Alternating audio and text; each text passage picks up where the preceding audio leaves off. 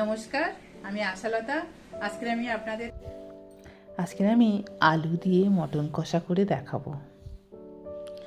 তো তার জন্য আমি এখানে মটন নিয়েছি 700 গ্রামের মতো, আর এখানে নিয়েছি রসুন, আদা, কাঁচা লঙ্কা, শুকনো লঙ্কা, ধনে, জিরা।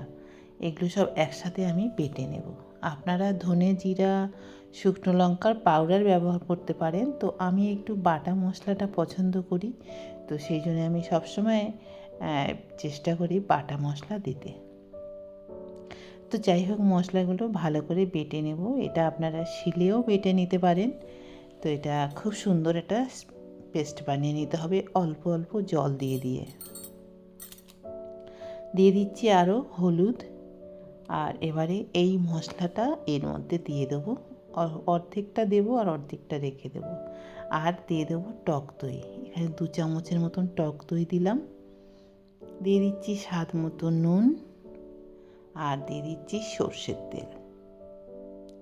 দিয়ে এটা ভালো করে মিশিয়ে রাখতে হবে। অন্তত 1-2 ঘন্টা রাখলে খুব ভালো হয়। সময় না থাকলে অন্তত আধ ঘন্টা রাখতেই হবে।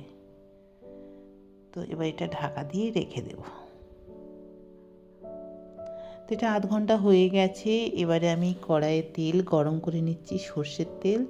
তারপরে দিয়ে দিচ্ছি এখানে আলুর সাথে একটু হলুদ আর নুন দিয়ে এটা একটু ভেজে নেব।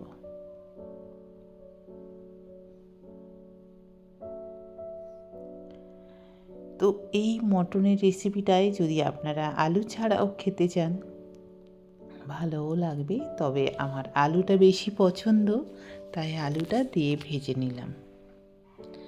এবারে একটা ফোড়নের জন্যে গরম মশলা দেব। তো তেজপাতা, শুকনো লঙ্কা, দারচিনি, এলাচ, আর দিয়ে দেবো লবঙ্গটা এখনই দিয়ে দিচ্ছি। তো দিয়ে এটা ভালো করে একটু ভেজে নেব 10-15 সেকেন্ড। তারপরে দিয়ে দেব পেঁয়াজ।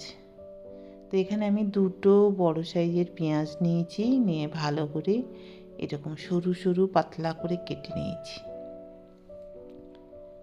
পেঁয়াজটা ভালো করে ভেজে নেব। তার সাথে দিয়ে দিচ্ছি অল্প একটু চিনি।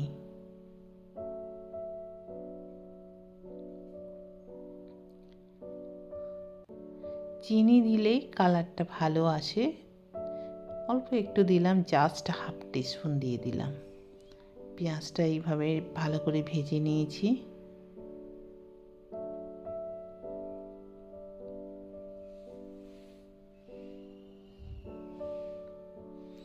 এবারে যে মশলাটা ছিল আবার অর্ধেকটা এতে দিয়ে দিলাম। আবার একটু হলুদ দিলাম রঙের জন্যে, আর একটু দিয়ে দিচ্ছি কাশ্মীরি চিলি পাউডার। এটা দিলে রং হবে, ঝাল হবে না। দিয়ে আবার একটু ভালো করে ভেজে নেব।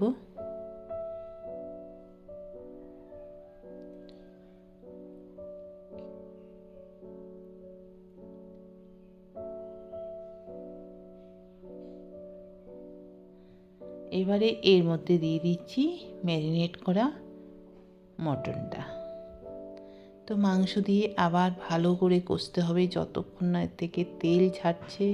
অন্তত 5-7 মিনিট এইভাবে কষতে হবে। একদম স্লো গ্যাসে আমি কষছি। মটনটা একটু সময় লাগে রান্না হতে, তাই জন্যে কষার সময়ও যদি একটু স্লো গ্যাসে কষা যায় তাহলে খুব ভালো মতন ওর ভিতরে মশলাটাও ঢুকে যায়, আর ভালো সিদ্ধও তাড়াতাড়ি হবে। এবারে আমি দিয়ে দিচ্ছি এতে একটা টমেটো, আর দিয়ে দিচ্ছি একটু কাঁচা লঙ্কা। দিয়ে আবার এইটা কষতে থাকবো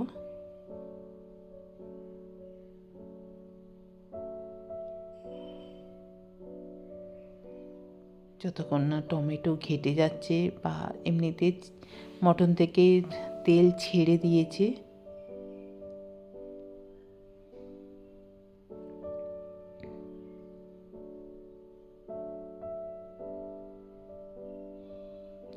মাঝে মাঝে এইভাবে নেড়ে দিতে হবে।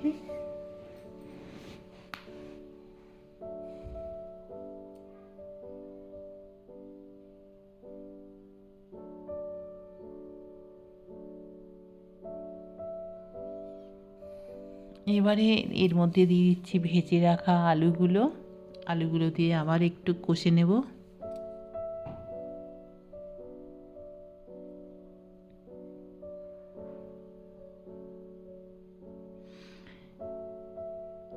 এবারে দিয়ে দেব গরম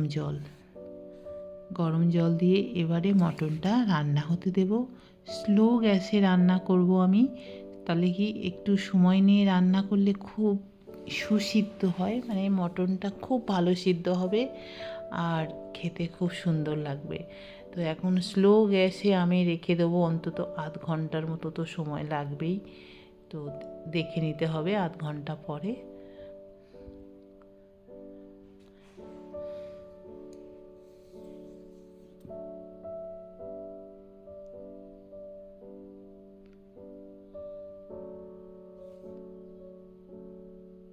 তো আধ ঘন্টা হয়ে গেছে, মটনগুলো খুব ভালো রান্না হয়েছে।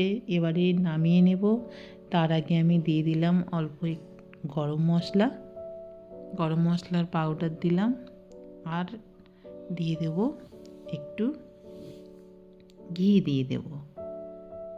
ঘি দিলে মটনের স্বাদটা কিন্তু আরও ভালো হয়।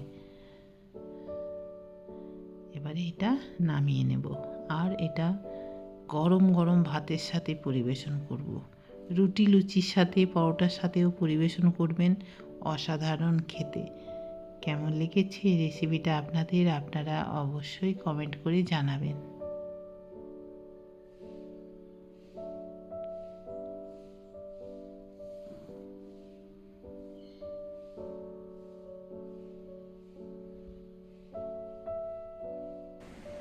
আমার এই রেসিপিটা যদি আপনাদের ভালো লাগে তাহলে লাইক করবেন, শেয়ার করবেন, সাবস্ক্রাইব করবেন, আর আমার বেল আইকনে ক্লিক করবেন। তাহলে নতুন নতুন ভিডিওর সাথে আপনারা আপডেট থাকতে পারবেন। নমস্কার।